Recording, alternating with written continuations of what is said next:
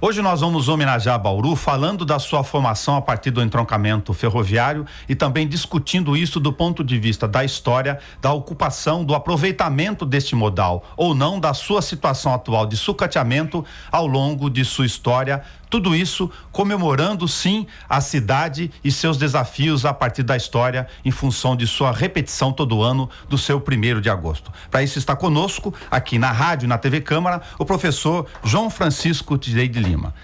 A nossa história a gente conhece, nós somos formados a partir do entroncamento ferroviário. Aproveitando as novas gerações, o que significou esta formação dos trilhos a partir do início do século passado, um pouquinho antes ainda, para a estruturação do que a gente conhece hoje da nossa Sem Limites. Isto, a cidade de Bauru, Nelson, como você citou mesmo, né? Ela decolou como grande cidade em função da ferrovia, né? Entroncamento ferroviário.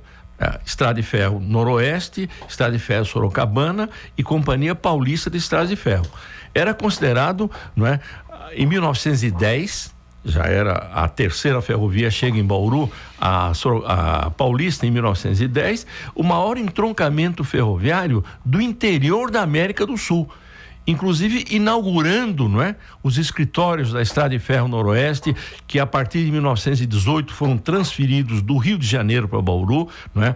A questão, por exemplo, não é, da formação de uma infraestrutura ferroviária, não é, as oficinas, você entendeu? E a cidade então começou a decolar como metrópole regional em função do entroncamento ferroviário, considerado na época o maior entroncamento ferroviário do interior da América do Sul.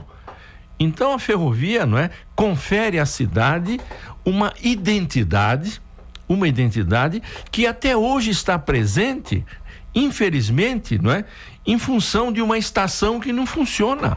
Uma estação inaugurada em 1939, uma estação majestosa, não é verdade? Revestida internamente em grande parte de mármores e granitos, não é? Uma estação com 3 plataformas, com passagem subterrânea ligando as plataformas, uma estação que está lá hoje, infelizmente, transformada em museu, quando tem tamanho e tem localização para funcionar como estação ferroviária. Que lição o tempo dá para nós, para gente que não soube cuidar do nosso modal ferroviário em relação ao mundo do ponto de vista de oportunidade de negócios, de agronegócio, sobretudo na nossa vocação, e desse tipo de transporte? Bom, eu acho que, não é, o transporte ferroviário, ele deixa lições. Não é verdade? A ferrovia, por exemplo, não é, além de projetar Bauru, ela representou, não é, um veículo de ligação de Bauru, não é verdade, com São Paulo, não é, com o resto do estado, com o estado de Mato Grosso, através da Estrada de Ferro Noroeste, com uma função geopolítica, não é? A Noroeste chegou até a fronteira da Bolívia e a fronteira com o Paraguai, não é? A ferrovia, então, ela abriu, não é? Abriu um caminho, quer dizer, ela abriu horizontes. E, infelizmente, hoje nós temos esses horizontes, não é? Eles não são visíveis. Nós temos hoje aí um futuro, né? Um futuro que nós não conseguimos divisar horizontes. Nós não sabemos, né, o que vem amanhã. Então nós estamos um tanto quanto perdidos, não é verdade? E eu acho que nós temos que voltar aos trilhos. E voltar aos trilhos não é simplesmente uma força de expressão. Voltar aos trilhos é no sentido, né, de voltar outra vez a trafegar pela ferrovia. Hoje nós temos, Nelson, alguma coisa em torno de 10 a 15 mil quilômetros de ferrovia. Nós já tivemos, há 50 anos atrás, quase 40 mil quilômetros. Você entendeu? Então é preciso procurar, não é? Tentar encontrar como é que o país descarrilou, não é? Não só descarrilou nas estradas, como descarrilou também nas cidades. Não é verdade? Você tem, por exemplo, situações, não é? O metrô de São Paulo. A maior cidade do país qual é? É São Paulo, não é verdade? E São Paulo não tem 90 quilômetros de metrô. Você entendeu? Sendo que o Rio de Janeiro, por exemplo, não tem 50 quilômetros de metrô. E o metrô de São Paulo começou a ser construído há 40 e tantos anos atrás. Não tem cabimento isso, não é? Você pega qual é o metrô mais extenso do mundo, não é? É o metrô de Xangai, cidade da China, não é? Que tem 20 milhões de habitantes. O metrô de Xangai começou a ser construído em 1995 e tem hoje 500 quilômetros. Os chineses constroem alguma coisa em torno de 10, 15, 20 quilômetros de metrô por ano, não é? E o metrô de São Paulo não chegou nos 90 quilômetros. Quando nós temos esse modal instalado daquilo que já foi alcançado e a perda disso por socateamento e decisões governamentais ao longo do tempo, com as chamadas vocações nossas integradas ao modal de ferrovia repetidos o tempo todo, mas que também não decolaram, aeroporto, Portal Porto Seco, como que o senhor vê isso do ponto de vista de impulsionar os nossos gargalos de escoamento, por exemplo, de produção? Isto, por exemplo, nos países, não é? Eu permito me dizer até uns países civilizados, não é? Os países de primeiro mundo, não é? Da Europa, da América do Norte, não é verdade? Da Ásia, não é?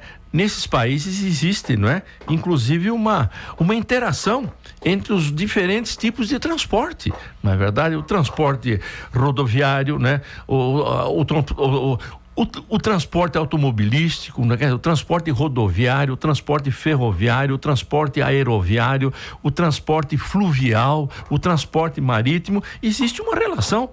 Você pega, por exemplo, onde é que estão, não é? Onde estão as maiores indústrias automobilísticas do mundo, né? Elas estão na Europa, estão nos Estados Unidos, estão, digamos assim, no Japão, né? Que são exatamente as regiões do mundo que têm as ferrovias mais modernas. Então é possível haver uma interação e deve necessariamente haver uma interação. E essa interação nós não temos. Agora, é claro, né, Nelson, só para colocar uma questão aqui, tudo isso tem um custo, certo? Isso nós vamos falar também. Claro. A questão do custo, né? A questão da infraestrutura ferroviária é uma coisa custosa, você entendeu? Mas nos países civilizados, nos países de primeiro mundo, a ferrovia, inclusive, não é? Ela é tratada como alguma coisa, não é? Que tem a mesma importância da saúde, da habitação, da educação, não é verdade? Então, apesar de ser um empreendimento muito custoso, é verdade? Nos orçamentos desses países todos, não é? Existe uma porcentagem que é reservada para investimento na ferrovia, assim como é para a educação, assim como é para a saúde, para a habitação, etc, etc. E agora, claro que o custo é muito grande, não é?